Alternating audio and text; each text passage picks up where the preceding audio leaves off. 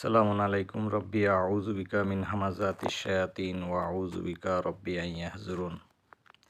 সূরা আম্বিয়া ২১ নম্বর সূরা ৮৭-৮৮ যদি পড়েন দেখবেন।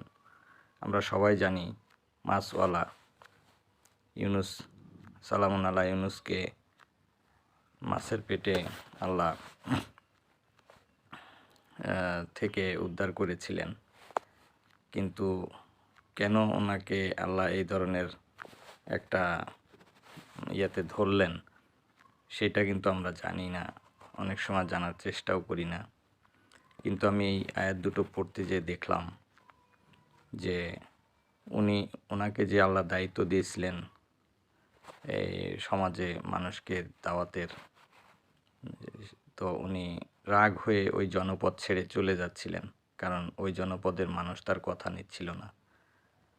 আর উনি মনে মনে ভাবছিলেন যে আল্লাহ আমাকে ধরবেন না।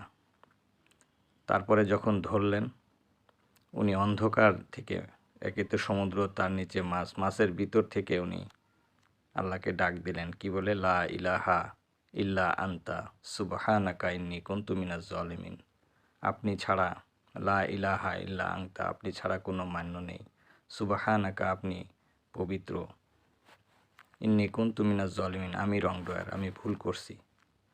আল্লাহ তাকে ওয়ানাজ্জাইনা লাহু, আল্লাহ তাকে ফাতাজ, আল্লাহ বলছে যে তার এই ডাকে আমি সাড়া দিলাম, এবং তাকে উদ্ধার করলাম। কিসের থেকে? ওনার যে মনে কষ্ট, গাম থেকে, মাছ থেকে, মাছের পেট থেকে উদ্ধার করলেন এটা বলে নাই, আল্লাহ বলছে ওনার কষ্ট থেকে ওনাকে উদ্ধার করলাম।